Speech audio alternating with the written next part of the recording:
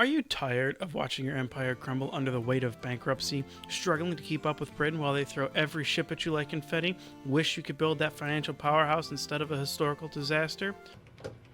I declare bankruptcy! Well, worry no more, because we've got the ultimate guide for mastering the economy in Total War Empire. That's right, no more empty treasuries, no more desperation loans, and definitely no more rebellions just because you raise taxes. Thank you, peasants! It is said that the people are revolting. You said it, they stink on ice. In today's program, we're going to teach you everything you need to know about taxation and how to make gold without starting a riot, wealth generation, because war ain't cheap, trade, make bank before Britain blockades you, and research and government, the fine art of spending smart. So grab your powdered wig, take a seat at the grand strategy table, and get ready to turn that struggling empire into an economic superpower. Either we drink the king's foul brew or nothing at all. Taxation is managed through theater policies. You have 4 total tax policies. To find these, click on the government button at the top of the pop-up window, select the policies tab. This will show your tax policy for the current theater. To switch theaters, use the map and select the desired region. Just be prepared to reopen the policy tab because it never updates properly. In each theater, you can adjust taxes for both the lower and upper class. The slider increases tax rates in 5% increments, capping at 25% per class. But remember, higher taxes means more unrest, unless you really enjoy dealing with rebellions. Each region has a capital, and inside that capital, there are government buildings. When conquering new regions, you can choose between a state house, which will increase taxation by up to 9% in most regions, or 15% in a nation's capital. This does include captured capitals. Or you can select building military governor's mansion, capping at 3% increased tax, but it offers better repression because nothing says an efficient tax collection like a guy with a bayonet at your door. Some regions only have the government building slot in the region capital, making it wiser to choose the military governor's mansion, even with the reduced tax rate, for the need to build or replenish armies in that region, as it provides a better selection of troops. As we mentioned earlier, we're going to talk about ministers in a couple spots. Your treasury minister directly affects taxation. A competent one will boost your tax revenue, while an incompetent one is going to tank your economy faster than a war with Britain. Other ministers also have tax modifiers, so don't hesitate to kick the useless ones to the curb. Now, with all the talk of taxation and everything, how do we actually see how it affects in the game? Well, to see a region's tax revenue, double-click on a region's capital to open the info panel. Under Region Wealth, check the taxation breakdown. This shows how much gold the region generates from various sources like farming, industry, and trade, as well as how much is actually going into your treasury after the tax rates and any modifiers. Let's use an example for my game as United Providences. I conquered Spain because, just like America, you don't touch their boats and you don't touch my spice routes. That escalated quickly. Spain generates 9,862 gold in total wealth, with a breakdown of town wealth being 2,893, port wealth being 1,248, mining wealth being 1,248, industry wealth being 1,988, farming wealth at 2,235, and subsistence agriculture at 250. Looking below that, we can see the tax rate set at 32.7%. Hovering over it, we can see the breakdown of that tax rate being upper class 15%, lower class 15%, government building 15%, governor's effect 0% because he's a lazy bum, and administration costs being negative 12.3%. This gives us a total income for Spain being 3,288 gold, or 32.7% of the region's wealth. So we've talked about taxation and all these percentages, but we can't just slap a higher tax on our population. They're bound to throw tea in the harbor. What we can do is increase the wealth that is being generated by the region, which brings us to our next section. I got you $1. Oh, you almost had it. In prior Total War titles, the wealth of a region was tied to your population. Instead, as we showed earlier, it's tied to the wealth of a region. As we continue to expand our empires, we must also invest and expand our region's wealth to increase the taxable base in each region, providing us with the ability to wage war on a larger and better scale.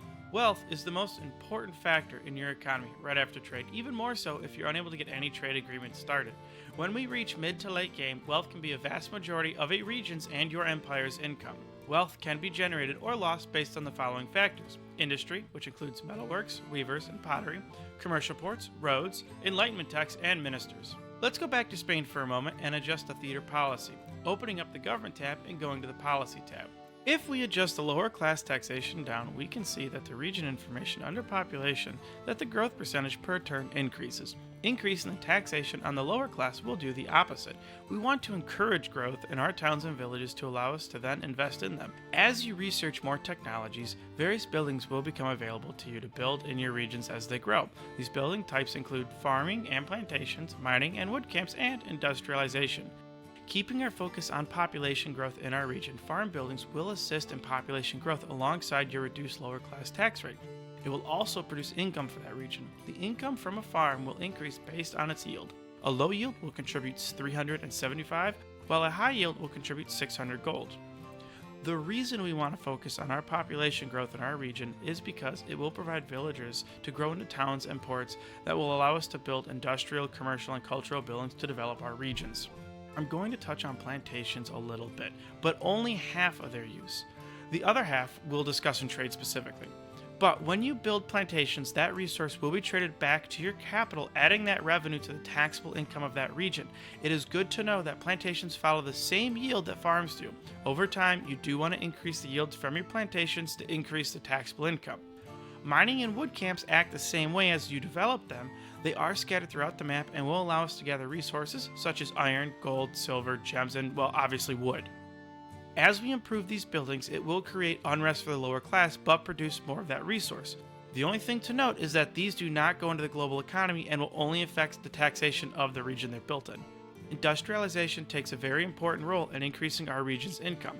We have 3 types of industrial buildings: metalworks, weavers, and pottery.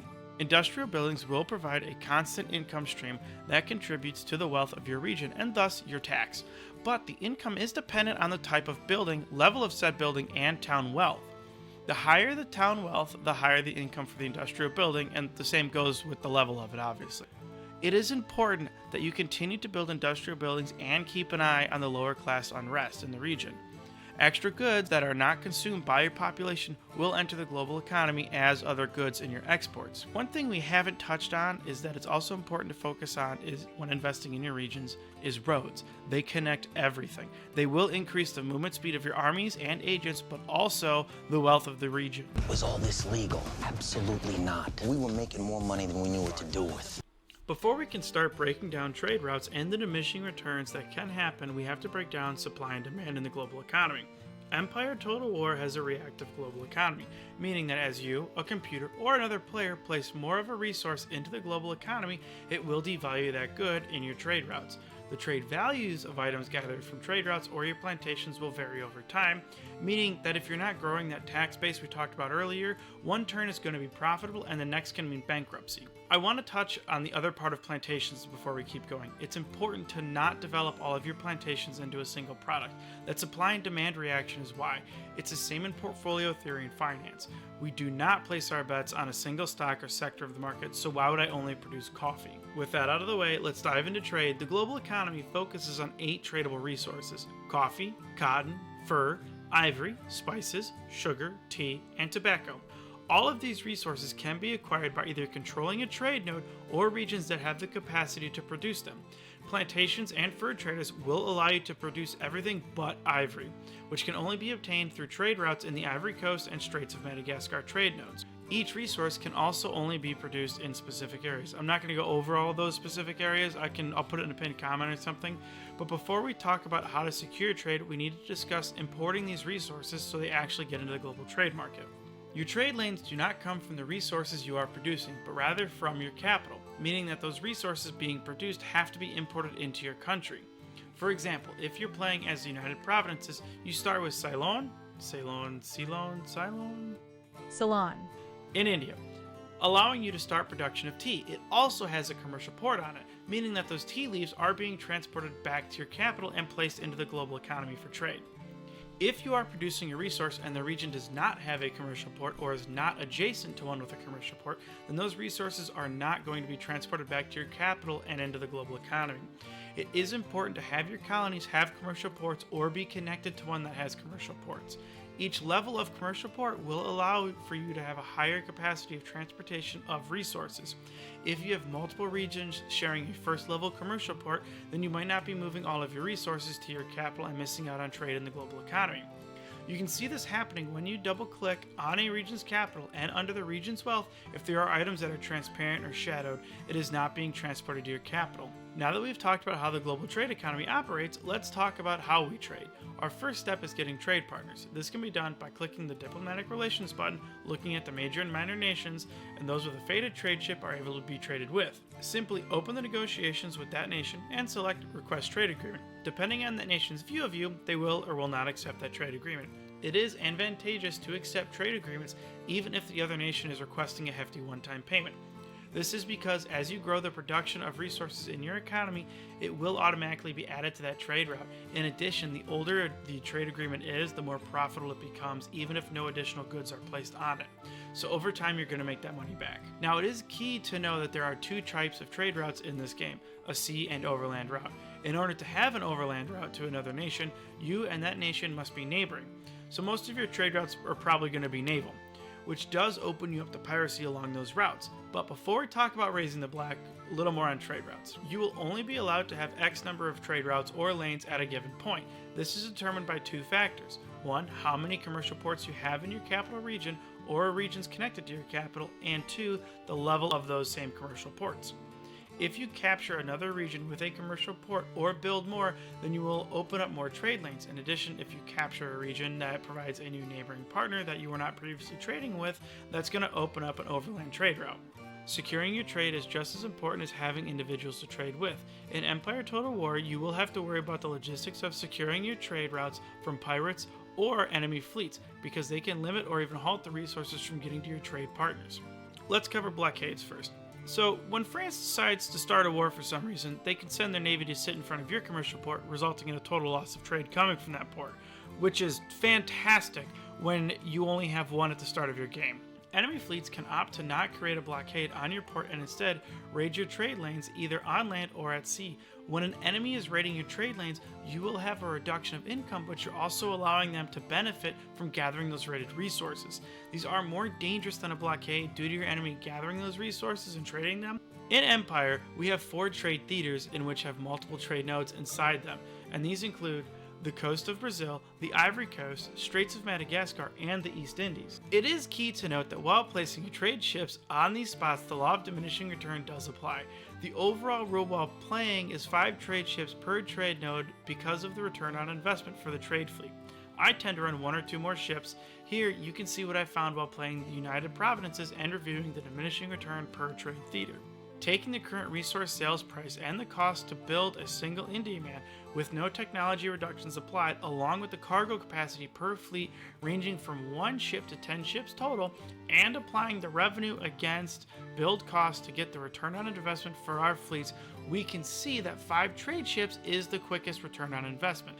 I will say though that you can see the increase from 5 ships to 6 or more is a small amount. For instance, looking at the coast of Brazil, once we build our fleet up to 3 ships, we will have to take a total of 4 turns to actually pay off the fleet, so you can run more than 5 ships in your trade fleet, but it is key to note that these are static numbers, and they will change based on the global economy in the game.